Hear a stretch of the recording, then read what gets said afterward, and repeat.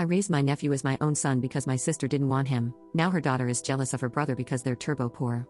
When I, 43F, was 18 and my sister, 47F, was 22, she became pregnant with my nephew, Luke. My sister and her then boyfriend, who is now her husband, didn't show any interest in Luke when he was born, so I took on the role of caring for him. I enlisted the help of my grandmother, who was a tremendous support and an angel, and she watched over him while I was in my last year of high school in exchange for me cleaning and cooking for her on the weekends. My parents weren't much help either. They would give me about $100 a month for Luke, and if you have a kid, then you know it's not much, so my grandmother and I were the only ones taking care of him. A year after I graduated from high school, I was kicked out with my nephew because my parents, sister, and her husband didn't want to deal with us anymore. My sister said she wished she had never given birth to him. I immediately went to my grandmother, and we visited a family law attorney.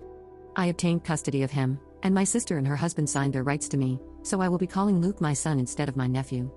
From then on, I lived with my grandmother, and while I attended community college and worked part-time, she looked after my son. It was a lot of work, especially when my grandmother passed away when Luke was 6. In her will, my grandmother left 90% of her things to me. This event prompted my parents and sister to reach out to me under false pretenses to reconnect and meet my son. However, the reunion didn't last long, and I made it clear to them that they could either behave appropriately or never see us again. My dad chose to genuinely reconnect with my son and me, and now we're close. On the other hand, my mom and I don't talk much, but she treats Luke kindly. When Luke was 8, both my sister and I became pregnant. That's when my sister decided she wanted my son back, and started telling him that my husband and I wouldn't love him anymore once my, in her words, actual son arrived. For context, my husband met Luke when he was 5, and we were already together for a year before that meeting. My husband treats Luke like his own, and we got married when my son was 7. We adopted him when he was 9, with his permission. We discovered that my sister was spreading these hurtful ideas when Luke broke down crying one day, expressing fear that we would abandon him once his younger brother was born. He explained what my sister and her husband had been saying, and we reassured him that it would never happen. Luke knows he's not my biological son, but he is undoubtedly my son. After that, I cut contact with my sister and her husband again, and pursued family and individual therapy for my son. When I finally gave birth to his younger brother, I made it clear to Luke that our love for him hadn't changed. About 2 years later, when my sister reached out, I decided to go low contact with her, with the approval of my son and husband. My husband and I live comfortably, while my sister and her husband sometimes struggle financially. My kids engage in extracurricular activities, receive the presents they desire, and go on a big family trip every summer. Meanwhile, my sister and her husband can't afford much.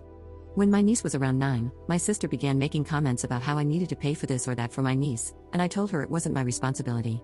Although I gave my niece the gifts she wanted, and took her out from time to time, it wasn't even close to how I treated my own kids. Now, my second son is turning 17, and my husband and I were discussing getting him an affordable starter car, just as we did for Luke when he turned 17. Simultaneously, my niece is also turning 17, and apparently, my sister told her she would get her a car. However, my sister can't afford to buy her one, so she asked me to do so. I refused, explaining that I hadn't promised her a car, and it's not my responsibility to provide one. My sister got upset and didn't talk to me for a while after that. When my son's 17th birthday arrived, we surprised him with a car. A couple of days later, my niece called me, screaming and crying, asking why I hate her and why I can't treat her the same as her brother. Calmly, I explained that things were different, that her brother is my son, and while she is my niece, I can't buy her the same things as my son. I clarified that, as an aunt, my role involves birthday presents, Christmas presents, and showing up when it matters, nothing more. I emphasized that her brother will always mean more to me than she ever will. Despite my calm explanation, my niece continued yelling and accused me of being unfair before hanging up. Subsequently, my sister called to berate me about doing more. I pointed out that if she hadn't promised a car or my money to my niece, none of this would have happened. It's been a couple of days, and I'm receiving calls from some family and some of my sister's friends, calling me nasty names and some other things. I do feel a sense of guilt because my kids did grow up with more, and I suppose I could have helped more. So, am I the jerk for what I said to my niece? Update 1. To get some names in order, I will be addressing my niece as Emily, and my youngest son as Justin. 2 days after Emily's call, I decided to meet up with her.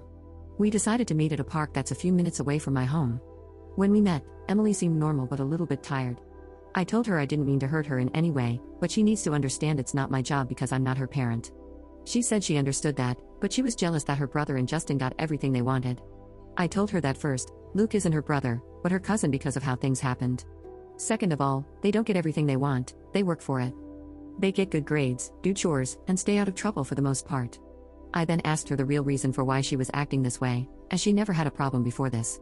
She started crying, saying it wasn't fair that Luke and Justin get everything they want while she gets barely anything. She claimed that Luke lucked out in life by being adopted by my husband and me. She asserted that she deserves to have what my sons have, and that as family, I have to take care of her too. I told her that she is part of my family, but not my child. I do love her, but she's not my responsibility. I then asked her why she feels so strongly about it. She said that even though her parents take good care of her, she feels like she's just an obligation to them. When she sees how Luke and Justin were raised, she gets jealous because, in her eyes, we don't view the boys as an obligation. According to her, we are a family that's always together, always works through problems, and helps each other. Even though I stayed in her life and took her out with my family, she always felt jealous that she had to be the one to leave. She felt second place and believed that since I took in Luke, I should take her in with no problem. I told her that while I understand her feelings, I'm not going to treat her as my kid. I didn't raise her, but I do love her. It's her parents' job to get her a car or to help her get one. She got more upset, saying that I clearly don't care about her, and she left.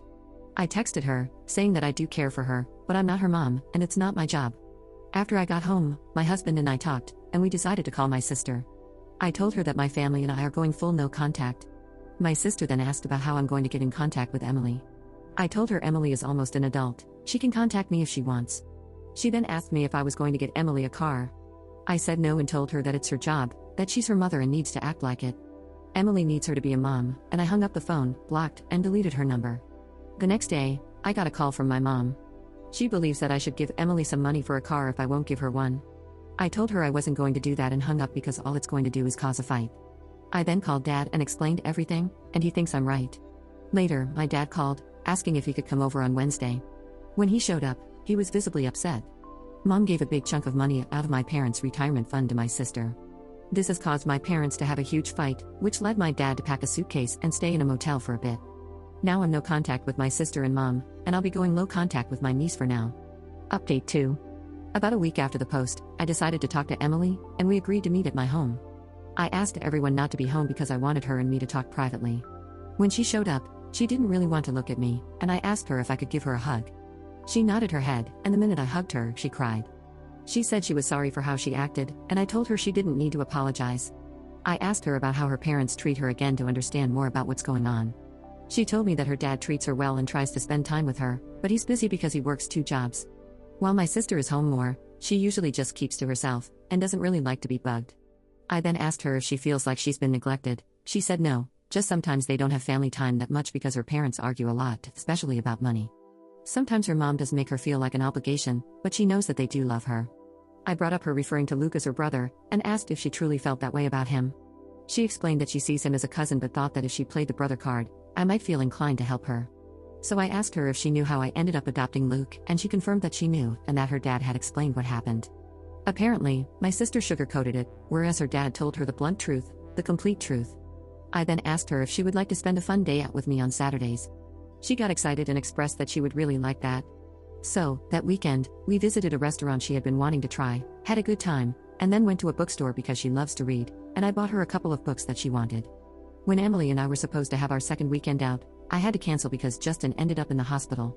While at football practice, he got tackled, which knocked the wind out of him and caused a bad asthma attack. This happened on a Friday, and Justin stayed at the hospital until Sunday. Emily and I were supposed to go out on Saturday, and that morning I called her and told her I had to cancel. Before I could tell her why, she started yelling at me, saying I never cared about her and hung up the phone. I tried calling her back, but it went straight to voicemail. Then I sent her a text saying that I didn't mean to hurt her, but Justin was in the hospital, and that we can have our day next weekend, but I never heard back from her. 2 days ago, my family and I were out for a family night when my neighbors called, saying that they called the cops because someone was vandalizing one of our cars. When we got home, the cops were there, and it was Justin's car. The car had scratches, little dents, paint, and there were 2 broken windows. My husband and I checked our security footage, and you could clearly see Emily and someone else vandalizing the car. My husband gave the video copy to the police, and Emily and her friend got arrested the next morning. My sister and mom came to my house, screaming that I was ruining my niece's life, and if I loved her, I would drop the charges.